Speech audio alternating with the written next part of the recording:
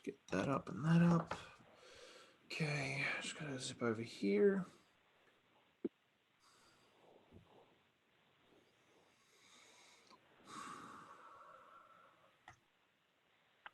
No, I can't do that.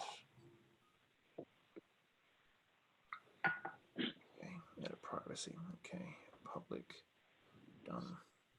Okay, so we are live and ready to rock and roll.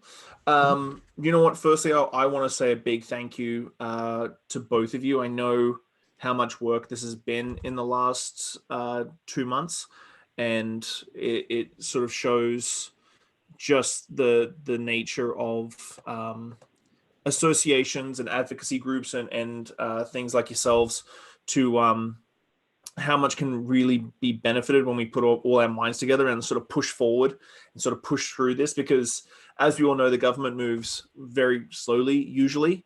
But the good thing is with this time around, it's sort of happened as quickly as it possibly has is kind of fundamentally awesome. So what I want to do is I sort of, as I said before, I want to sort of get over, Ian, I want to sort of you to cover restaurants reopening, and then I'll kick over to Jeff and talk about like liquor licensing, and because I think there's a few questions I have personally about liquor primary licenses and stuff like that. Yeah, that has sort of been a gray area. Then I've already got like questions sent in to me on Facebook, Twitter, and Instagram and whatnot over the last couple of days, and so I'm going to open those up.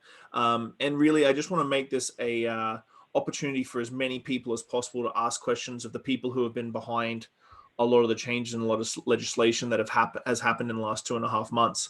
So, Ian, what are the fundamentals that we should be really thinking about in this next coming week? Because I hear a lot of people are going to be opening up definitely tomorrow, mainly fast service, quick service, and the bigger chains are definitely leaning in tomorrow. A few of those small restaurants that I've talked to are sort of leaning into June 1st because the gap between when legislation was announced or rules were announced by WorkSafe BC and by Bonnie Henry to opening day has basically been the weekend. So what are the fundamentals do you see coming into the reopening of restaurants in BC in the next little while? Well, thanks, Sean. And Jeff, it's always a pleasure. Jeff and I have been almost fused at the hip for the last 3 months. And I think I'll just say this is that we've always worked well together, but now we work totally well together. Mm-hmm. And I will send my first appreciation to Jeff and Abel because we cover different parts of the market, but there's a lot of common stuff that we do together. And so thanks to Jeff and Abel. So here we go. It's a little history. We've been working on this. Jeff was part of a startup plan that we put together for restaurants and pubs. Mm-hmm. And that can be found on either one of our websites. It dealt with what we felt was the recommendations based on industry input. There were about 60 industry leaders that did that. And to our credit, I guess, we were recognized actually by the Premier and the Lieutenant Governor for the work that we all did by being so proactive. The point I'm trying to make here is that the province of British Columbia recognizes this sector, so for opening pubs and restaurants as critical to the economy of British Columbia, and that was been told to us unequivocally by the Premier. So for those that are listening, that's something that we can really leverage and work towards. Tomorrow, 19th, is the day that people can open. Sean, you mentioned chains and QSR. Likely, QSR have been operating anyway, so with the drive-throughs and chains have been somewhat through delivery. I guess the chains have a little bit of advantage because they have a little bit more capital to install a few more things. But essentially, what restaurants have to remember, some basic stuff here, is this is all about physical distancing and common sense. So there's no tricks here. There's nothing that you are going to do that's going to shut you down besides being foolish, not providing physical distancing. And so if you read WorkSafe, one of the things it says you have to have is a written policy that deals with both your employees' safety and the safety of your guests. And pretty much everything else in the policy is common sense.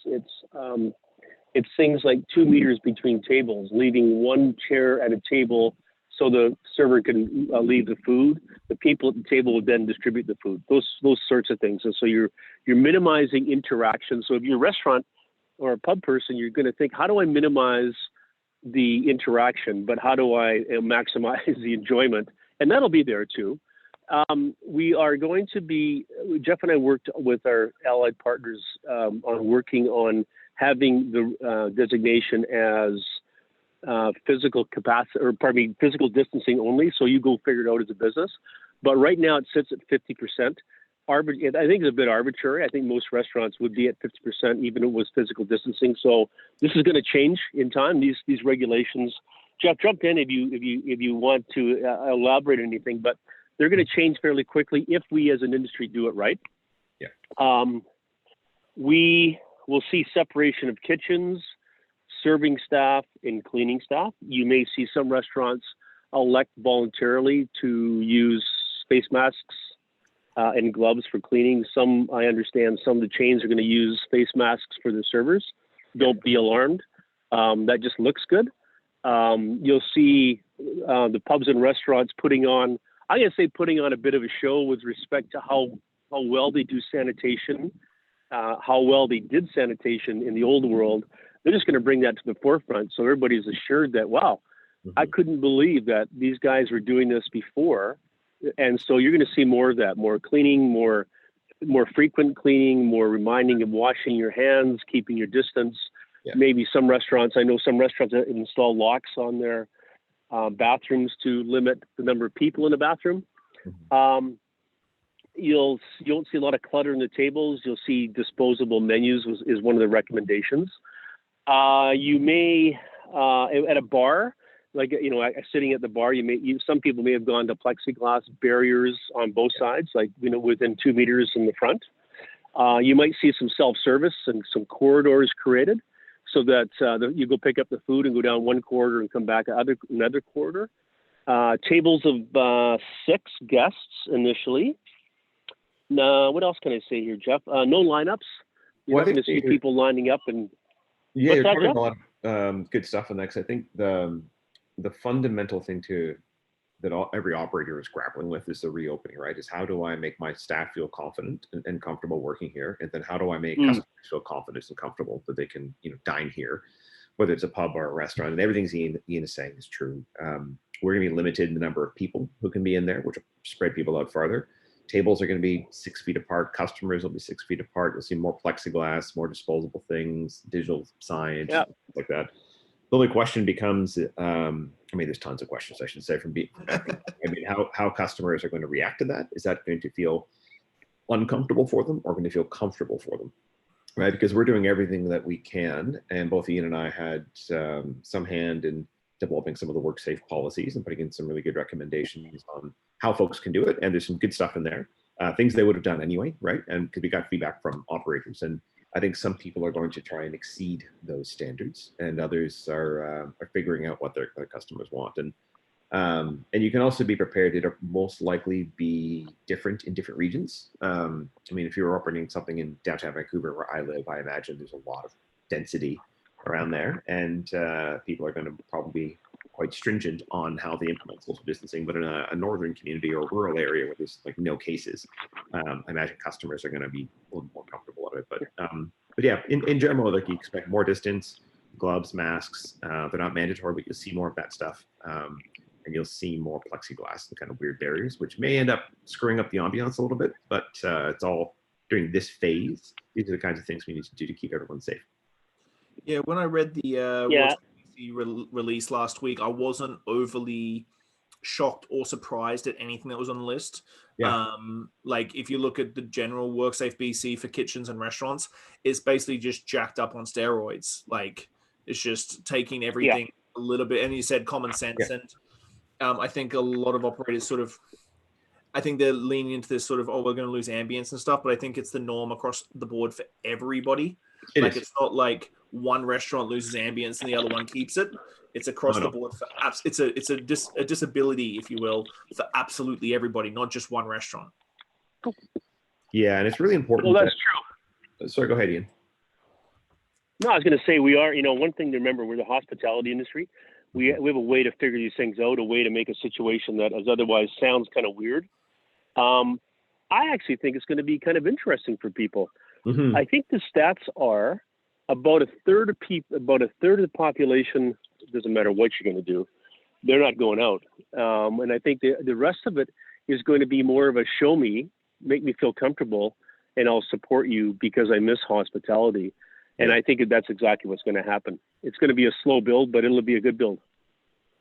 Yeah, and we'll see where this goes. I mean, these rules are the ones that are in place for now, right? As Ian said, and during this phase, which could be, a few weeks and could extend a few months, maybe we don't know. It's going to depend a lot on Dr. Henry and the public health officer, right? And if there's any suspicion that opening our economy ends up increasing viral transmission rates as we increase contact intensity, then there may be, it may slow it down a bit, right? I mean, the preview's been cleared, it's not a switch, it's a dial, right? And I think that'll be an important component of this.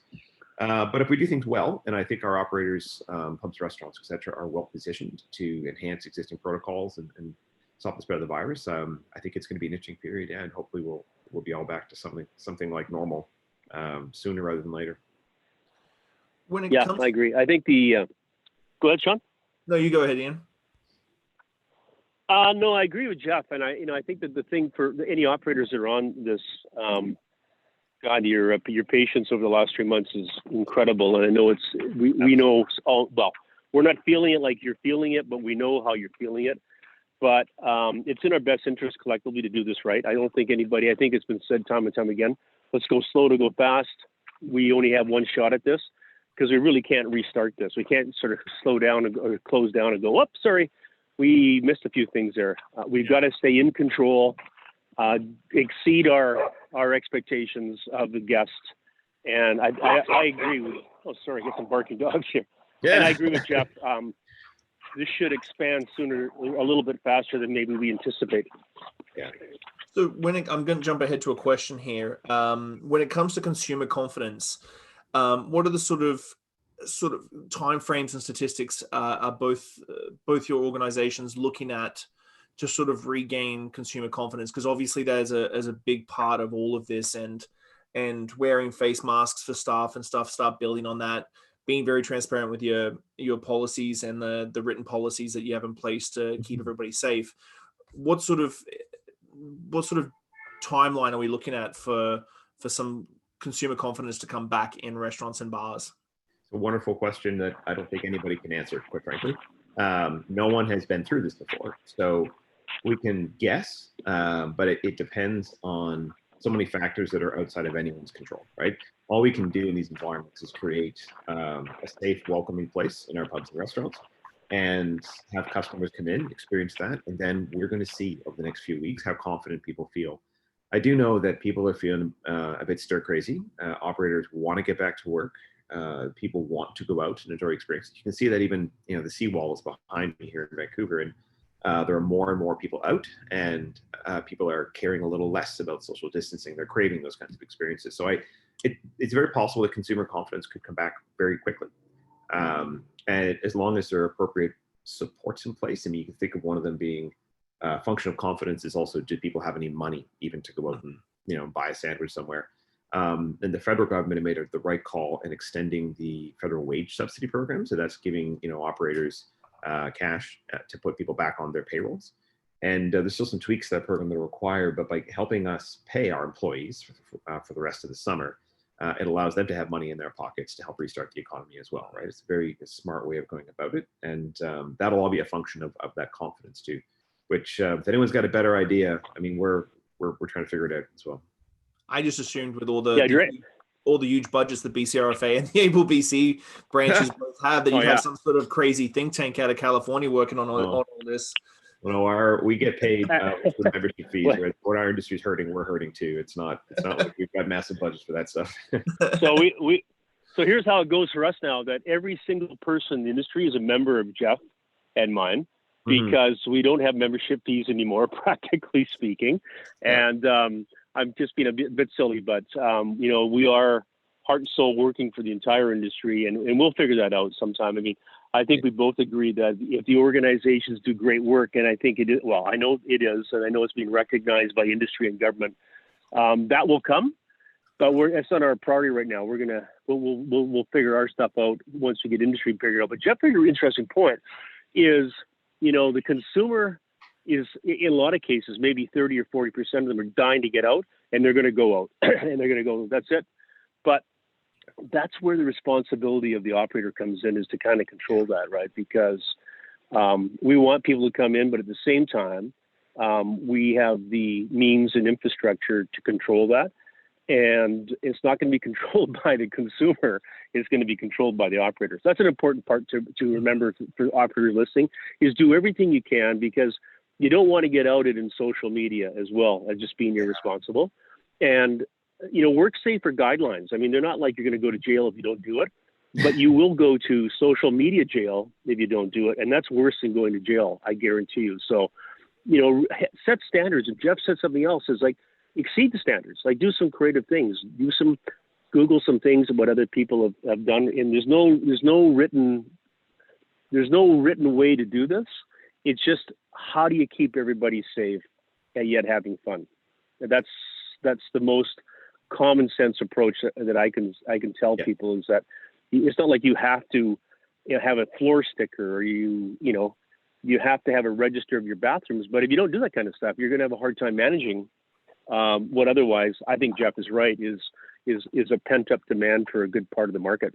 Mm-hmm. With that being said, do you think, and I've heard this from a few operators, especially in Vancouver and Toronto, although it's out of our purview, but in Vancouver especially, about controlling your guests when they come in to a degree, is Bonnie Henry, once this sort of starts rolling, is the government going to come out and sort of say, hey, this is the sort of guidelines and rules when you go into restaurants, to sort of put a line in the sand, so that, and obviously those sort of announcements never hit everybody's ears, but it's sort of, I see it as, you've got to behave and be part of these rules and be part of the solution as a guest, similar to if you come into a bar or a restaurant intoxicated, you're going to get ejected.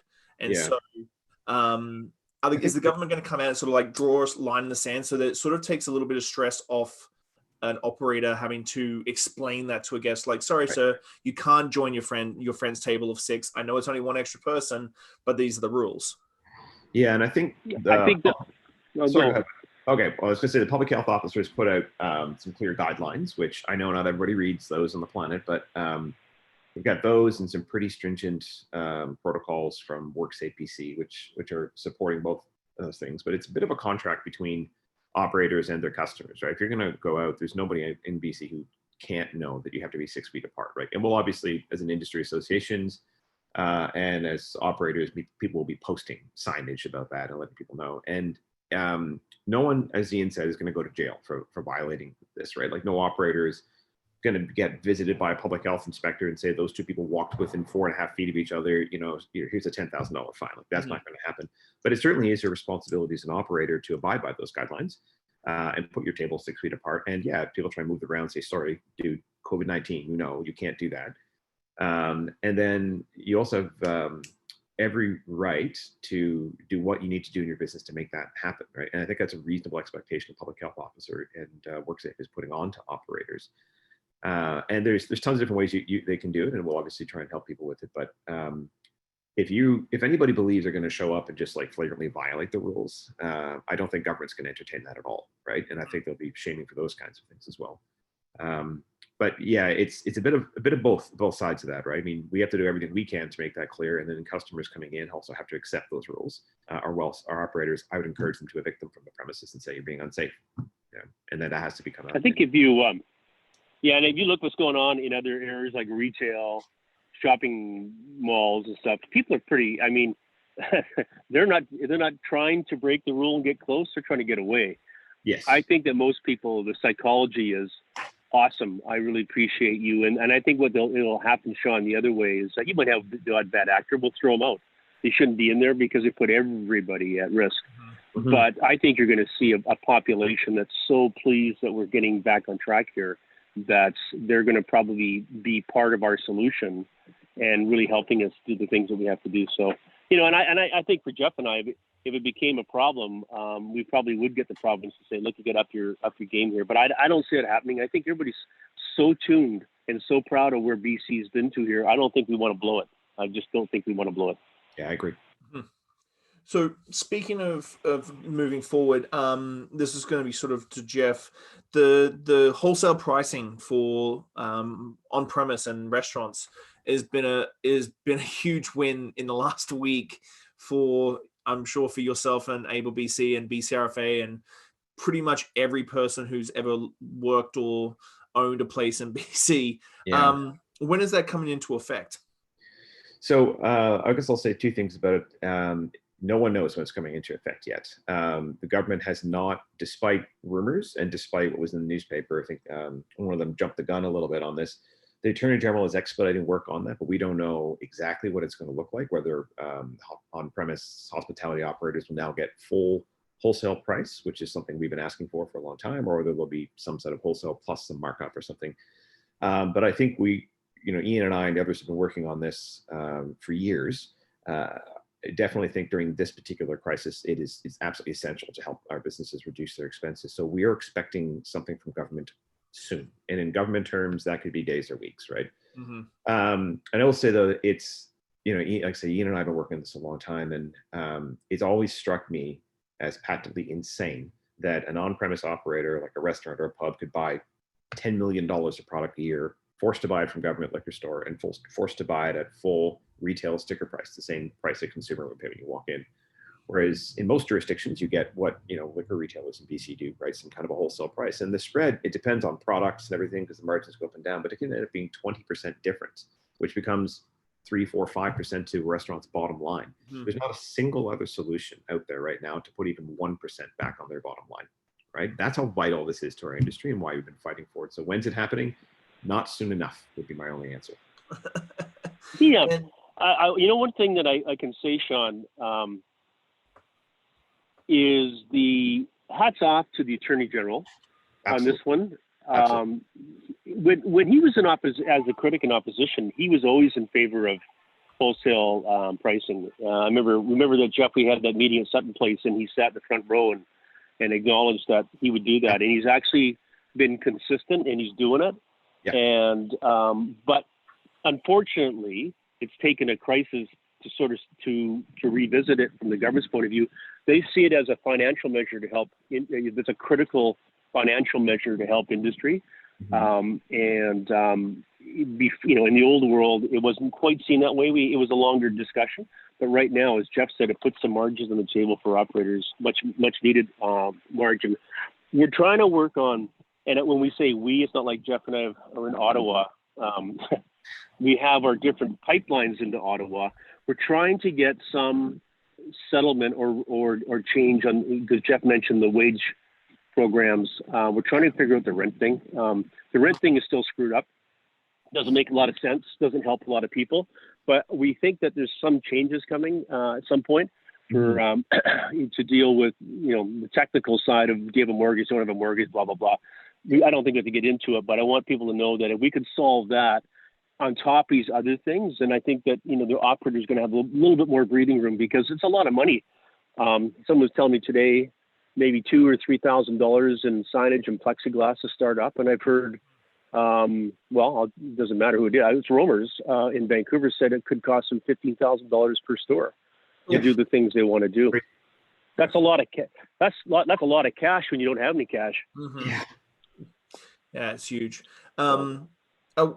With the legislation that's sort of changed in the last 8 weeks to go alcohol and food delivery and stuff like that, do you think that now that Pandora's box has been open, do you think that's going to get closed again?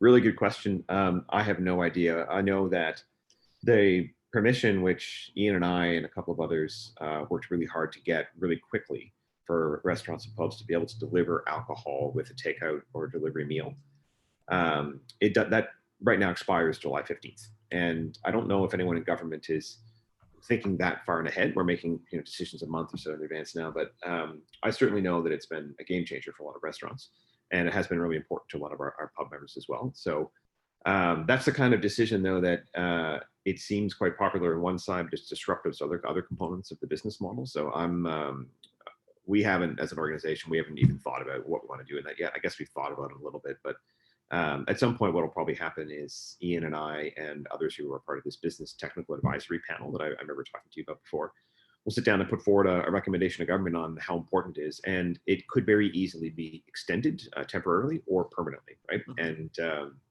it's hard to know because this is something that people got when their restaurants are closed and their pubs are closed. Once they're reopened, it may not be as important to their business or could become absolutely vital to their business. So yeah, we need to be live to that. And I'll probably be doing some thinking of that over the next month or so as well. I'm sure Ian is going to be doing the same thing and has probably heard from his members how important it's been. Well, I think it's important to acknowledge, boy, I tell you, it's all these compliments flowing, but it's true. Able has been really good in this one because when you have restaurants now delivering alcohol, we have to make sure we stay in the proper lane here and can't get too expensive because understandably, Jeff's members in the private retail world, we're going to kind of go, hey, you know what? Like, just be careful here. They've been really good about it for industry consensus, but I always say the industry and kind of a warning shot is let's make sure we do what was intended is sale of alcohol with food, period. And I think so far so good. We've had a few instances where people took the liberty. What do you mean food? But we brought them back in. We worked together. So yeah. I think I mean it's but you know what's really cool about that? It took one weekend to affect a change that otherwise would take like 2 decades. Yeah. I mean that's major stuff. And we called on a Friday and we had a deal by Sunday.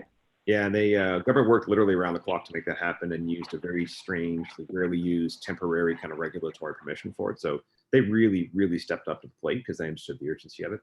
But I think everyone was on board with the idea is who cares if you're ordering a bottle of wine or a 6-pack with you know your meal that night. Like that seems just logical. You'd do that in the restaurant anywhere, in the pub. But if people try and become full retail locations, that's not what your liquor license is intended to do. So the branch is going to have a hard time with that, and liquor retailers who had to buy a license in a business, right, the same way that other food premise or food primary or liquor primary operators did, like that would become a problem, right? So, but I'm confident that we'll be all smart enough and creative enough to sort that out and do the right thing for the industry. I mean, Ian and I have been working together really closely for the past few months, as you said, and I think our industry will put our heads together and see what makes sense.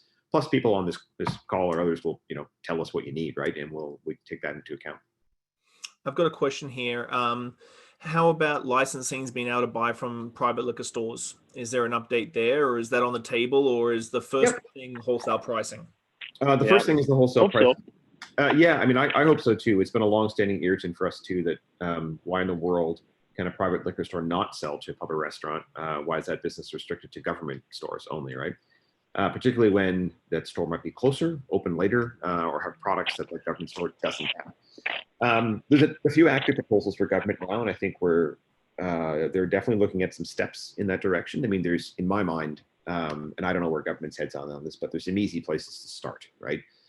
If you want to sell to someone who holds a special event permit to have like a party or wedding, like who the hell cares that you're buying it from a private versus government store? I mean, I think that's the kind of stuff you can just get done, right? Or and then the other proposal, I mean, there's ways of doing it, I think, for sure. But it's been a longstanding request from our industry, and we really believe that it's at this time, it's absolutely necessary. So yeah, we hope it does too. I think Sean, it's probably again on this one to support it. We need to go maybe slow to go fast, and maybe slice out certain portfolios of products to try it on. But there's some sensitivities. I mean, there's BCGEU sensitivities, and we get that. We respect that. I mean, it's stuff they're doing. So we got to work through. The trick with this stuff is it makes sense. Like what Jeff is saying is like, yeah, like make it happen. It makes total sense for a restaurant to go down and buy something special, or don't have to inventory it, or one bottle of this.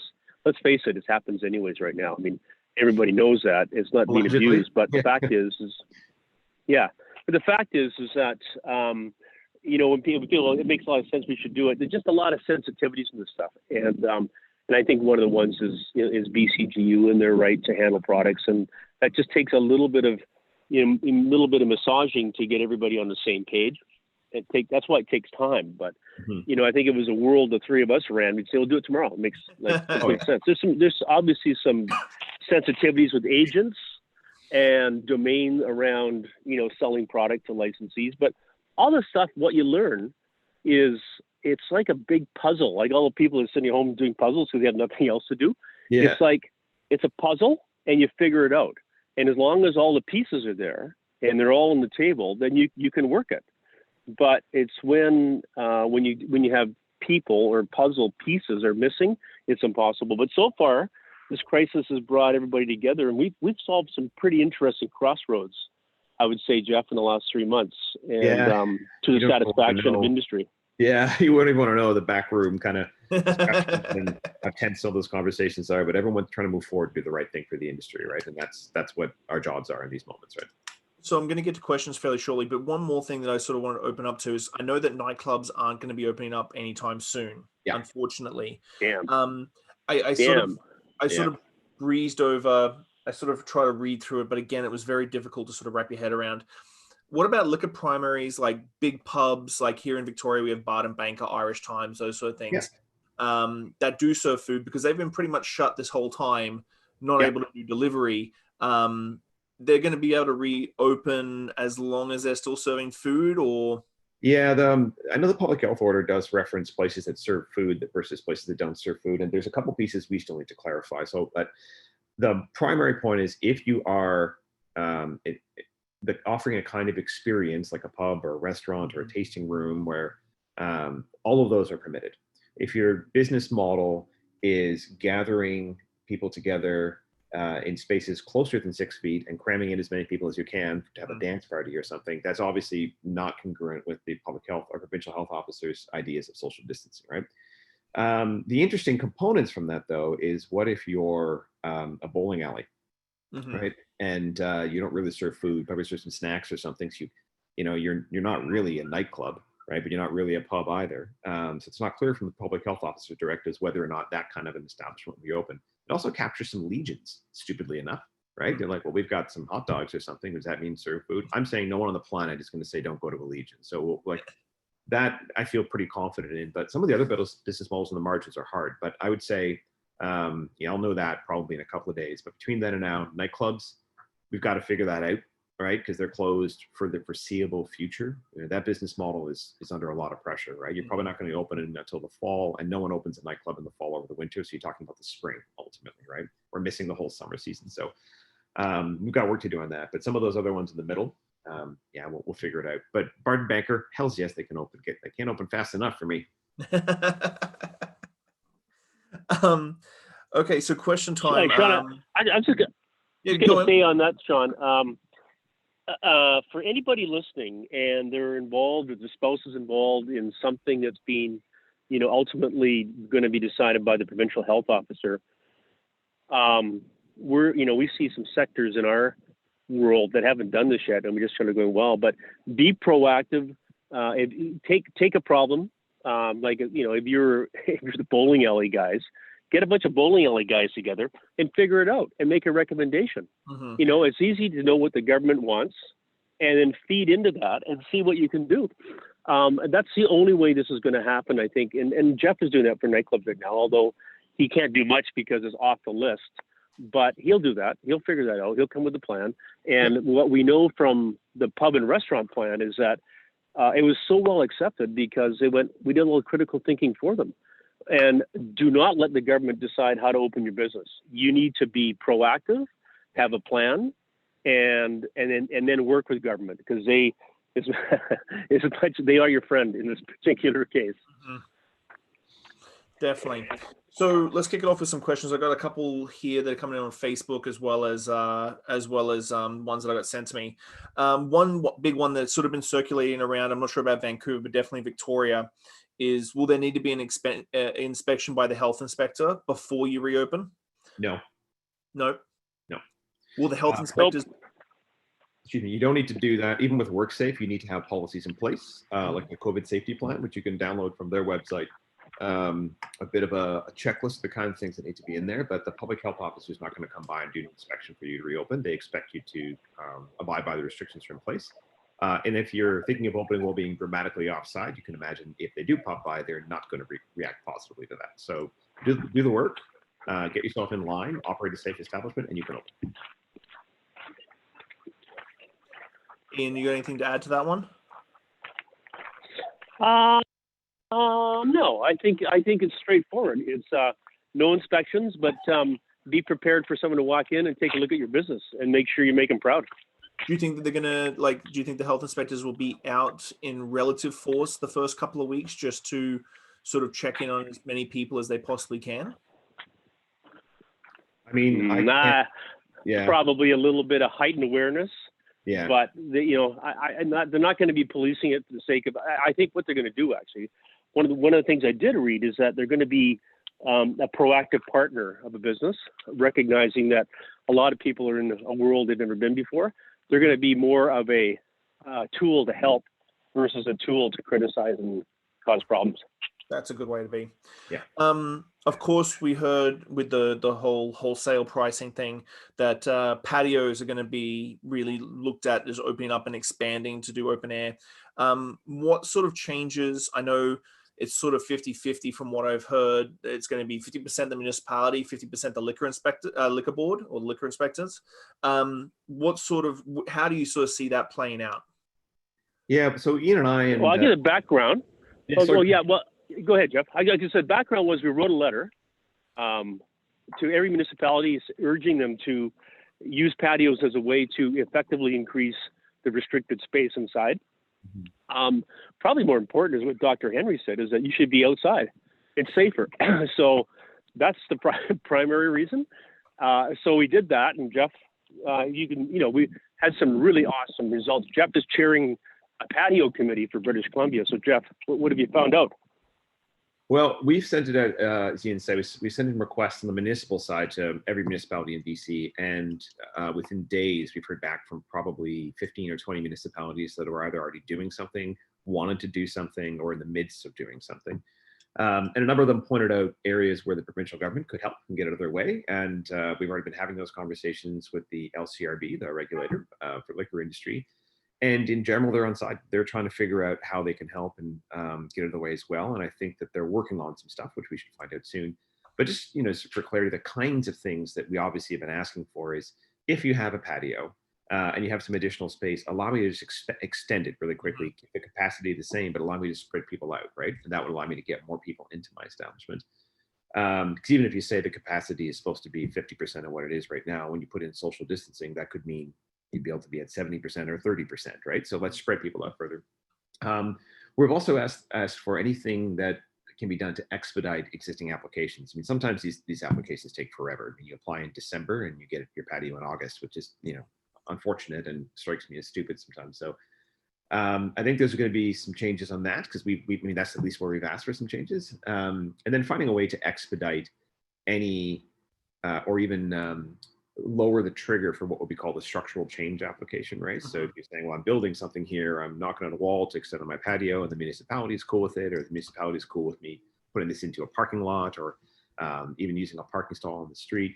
Some of those kinds of changes end up triggering a process with the provincial level, and we're trying to see like wherever possible, if I'm making a change to abide by public health restrictions related to COVID, then there's just rubber stamp it, or do it on a temporary basis, and let us do it now. We can figure out the paperwork later. Is kind of how we're coming at it. So I'm really excited though by the responses we got from municipalities. They are absolutely trying to be your friends out there and help our industry. And I'm really encouraged what we've heard from the province so far, that they get it and they want to get it. So the mechanism. I think the Victoria mayor helps. I think she wants to be a rock star. She was one of the first to jump on this.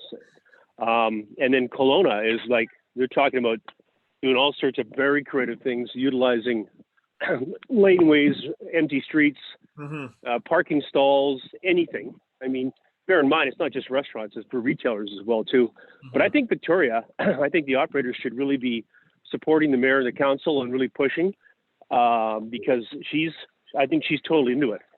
Yep. I know she's totally into it. Yep. I would contact your councillors and municipalities and shoot me a note at jeff@ablebc.ca if you want, and I'll send you a template with a letter, kind of what we've been asking for. Perfect. But yeah, I would definitely. I think I sent one off the other day too. Excellent, thank you. So for the BCRFA, what sort of things are you putting together to sort of gain that customer confidence back, like the Eat and Drink Local program and that sort of thing? Have you sort of got some initiatives coming up that are going to help with that customer confidence that we were talking about earlier? Yeah, we do, Sean. So Eat Drink Local will be an initiative Jeff and I envision between pubs, restaurants, BC Wine Institute, and our other partner, Craft Brewer Alliance, or Beatty, Guild, Craft Brewers Guild. The other thing we're working on too is to help, and we'll know this week the details, but essentially there's a marketplace here that we believe the owner going through all this change needs to be recognized by the efforts that they put through this. So ultimately, it may end up with some sort of mark on the door that would say, this business has gone to great lengths to provide a safe premise for its employees and its guests. And it's not we envision this. We'll see if the government comes back. I think they're going to come back and fund this. You basically would go onto a website, you would register, you would go through almost a process like you do when you get a Nexus card. You acknowledge your responsibilities, both currently and moving forward. You probably get your, some signage and a few other things in a package. And we think that it'll just sort of set apart those places. It doesn't cost anything, and it's going to take maybe 20 minutes of your life to register. But we think it's a good way to recognize the efforts. Otherwise, how do you know as a consumer walking in that anything's changed in this restaurant? So we'll have more about that to say this week, Sean. But those two programs I think will help great. What do you think, Jeff? How's that? No, and I agree. And I don't know, as I said a while ago, like confidence is such a fickle thing, right? And you don't know what's going to help necessarily. But the same way that in like the nightclub industry, there's a bar watch program that most people know that coming into our places, we're going to keep you safe. A good relationship with local law enforcement. So, we have no gangs. Yeah. It's a similar kind of like a decal program we're thinking of. This is like and I don't know what the wording would be. We haven't sorted those things out, but this place has met a stringent level of public safety standards. You can dine and drink here safely, and we have your back. Nice. Going in, now we're in phase 2, 50% occupancy. Is there talk about how, like, not necessarily the time frame, because we know that it's very fluid depending on new cases flaring up and so on and so forth. But phase 3, is phase 3 going to go back to the new normal? Or is phase 3 for restaurants and bars still going to be a reduced occupancy? Excellent question. And as soon as I know, everyone else will know. We're already working on. I think distance, so we'll see. Sorry, Ian, go ahead, buddy. It's fine. I was going to say it's hard to imagine going back to the old world where it's like full on 100%. I think there's going to be a consciousness now for a long time, even when there's a vaccine. That will probably have to always respect a little bit of distance. Maybe we can get to 75 or 80%. Maybe we get to 75% sooner. And at 75%, we can start maybe seeing some restaurants breaking even between patios, takeout, and in-store dining. But I think it's going to be a while, though. I mean, I agree with Jeff. I don't know for sure. But I don't know what world that we would be living in if all of a sudden Dr. Henry said, okay, that's it, 100%, go for it. Yeah, just being real. I don't know about that. Yeah, being real, I think operators need to be thinking in time frame of like, 6, 12, 18 months. Like those are the scales of like, you're putting plans in place now that you can expect are going to last for a little bit, regardless of the changes we get in the capacity. It really is a moving target, right? It depends entirely on the contact intensity that people experience and how that impacts viral transmission, right? And if this goes wrong, the government will be turning that dial back down. Right? And they're not going to remove restrictions, or they'll find a way to place additional restrictions on them. If things go well, then they'll start turning the dial up, and then we get a bit more and a bit more, and and then we see. But that's a crystal ball that if anyone's trying to tell you they know for sure, they're just BSing you. So this was a big one that because we have obviously there's hospitality groups in most cities, and that's where I'm getting most of these questions. A lot of banquet and events planners in hotels have had a lot of questions about, obviously the 50% capacity doesn't necessarily work for them. The 50-person maximum group works for them. How do you see that working out for like a wedding? Like it's a small wedding, 35 people. How do banquet and events people sort of manage that?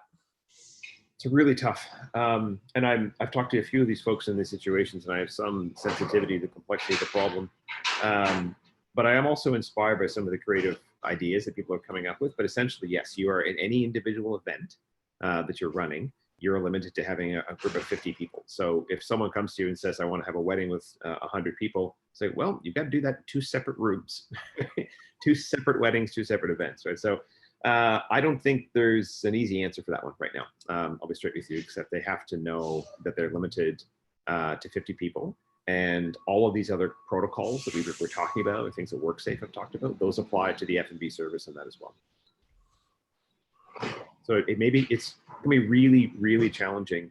It makes me sad to say it, but really challenging for event-based businesses to find a path to profitability during this at least initial stage. And that's part of the reason why Ian and I are working on making some of these regulations align more with how it can actually take place in the business framework. Have you got anything to add to that, Ian, about events and banquets? No. Yeah, I had a chat with an event planner, one of the bigger ones in Vancouver, and she's actually going to take our plan that we put together, I was referring to, and try to do one because they haven't done something like that yet. They haven't put their plans in, but there is a lot of ways, virtual concerts. I saw last night there's somewhere doing concerts in drive-ins to keep the distance. I think the 50 will come off sooner than later if they can show a plan by saying, I could have 200 people in a room socially distanced. And I think that'll probably come though when they start looking at the expansion of pubs and restaurants. Mm-hmm. So it's tough, but I don't think forever our economy can just sort of go as 50 people. I think it's good.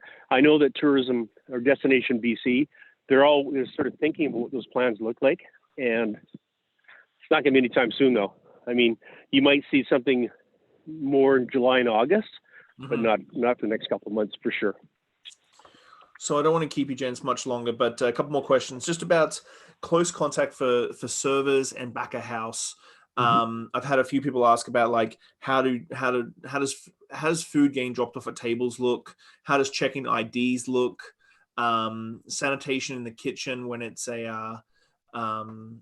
sanitation in the kitchen when there's 3 chefs or 3 cooks on the line. How often do those ladles need to be changed up in the food prep area and stuff like that? Yep. When it comes to close contact and safety for staff, I know WorkSafe BC. I see it as almost like a triangle, a 3-sided triangle where the guests, the staff, and the owner all have responsibilities and systems that they need to keep in place. But for a close contact for servers, which I think a lot of people are sort of stressing about, what sort of advice are we sort of giving on that? Yeah. So WorkSafe got some guidelines, and we have a few of the documents. I know there's been some stuff circulated by the BCRFA, and we have some documents as well we can circulate. But ultimately, I mean, operators have to just think that through a bit, right? So the public health officer is saying keep people distance, and sometimes you can achieve that through adding in plexiglass barriers or something like mm-hmm. that. And in front of house, it's not too hard to position your tables in such a way that if you have tables facing each other, you keep a middle corridor from them for your service staff only, and you remove the chair that faces that corridor. So the server always has a path in and out of the table, and they're only kind of interacting, in too close with other staff members necessarily, mm-hmm. right? So you want to just think about, I can't keep you 6 feet apart always, but we can minimize the intensity of that contact or the duration of that contact, right? So Ian referenced this a while ago. I've got a spot at the table I can drop off the food and get out of there. And that's where also you're moving those things from front to back of house. That's probably where you're going to see some PPE being used, right? People may start using plate covers more, mm-hmm. masks, visors, gloves, things like that. Certainly when you're clearing the table back and putting those dishes in the back of the house, your person washing those dishes now has to think of them as contaminated, right? So they have to make sure they're appropriately sterilizing and cleaning them. In a close quarter space like a kitchen, that requires some creative thinking, right? Mm-hmm. And can you put up little plexiglass barriers, or can you keep people distance? I mean, I've worked in kitchens; they're always tiny, right? Or should be using PPE. I mean, those are all the kind of things that honestly we can offer some guidance on them, but it depends on how your particular establishment is configured. So I would say look at what WorkSafe is actually asking you to do and the suggestions they have in there. And then if need additional protocols, shoot Ian or Ryan out, and we'll give you some of the suggestions that have come from industry already, and some of the way that they're thinking it through, right? Yeah, I think there's some stuff up on BCRFA.com that Samantha has put on that came out of some industry Yeah, I know what you're talking about. I'll think just tanks. on your website now, Ian. Front of the house, back house. Maybe really, you have that. Maybe and we'll fly over to Sean. He can distribute it. But it's just there's some really, really good ideas in terms of what we picked up from the group of 60 that we were working with. Mm-hmm. Well, gents, have you got that, Jeff? I don't see it on your website right now, but I know that it'll be on Ian and I's website very soon. So give us a day. Yeah. it's always 12 hours, 24 hours away, because the amount of information, which is, I've spoken to both of you individually for the podcast before, the amount of information that's just been put out there is just so excessive. And then you get people taking things from legislation or WorkSafe and writing their own articles, and then it gets put into their opinions and so on and so forth. But I really want to thank both of you and your associations and everything that you've done for the industry over the last 8 weeks. I know it hasn't been easy, being plugged in as aggressively as I have personally, I can only imagine how exhausting it's been for both of you, because like the amount of text messages and phone calls and Facebook and Instagrams I get on a daily basis asking for help and stuff like that is quite a lot. But I want to thank you both a ton for your time and all your hard work. I really appreciate it. I hope that the people who are watching and listening today and tomorrow get a whole bunch of stuff. I'm sure I'm going to get phone calls and emails about this. But what I'm going to do is at the end of the video, I'll post all your details and emails so you can get in touch with you and look at all the resources that both your agencies have. And hopefully we can all enjoy a beer fairly shortly in Victoria very soon. In person, yeah. Well, thanks for saying that, Sean. Thank you, Sean. I mean, you're doing great work. Well, thank you very much, gents. Well, enjoy the rest of your days. I know it's a public stat holiday today. Enjoy the rest of your day, and thank you so much, and have a good week. Thanks, buddy. You too. Take care. Okay, guys. All the best. Bye. See you, Jeff. Bye, Sean.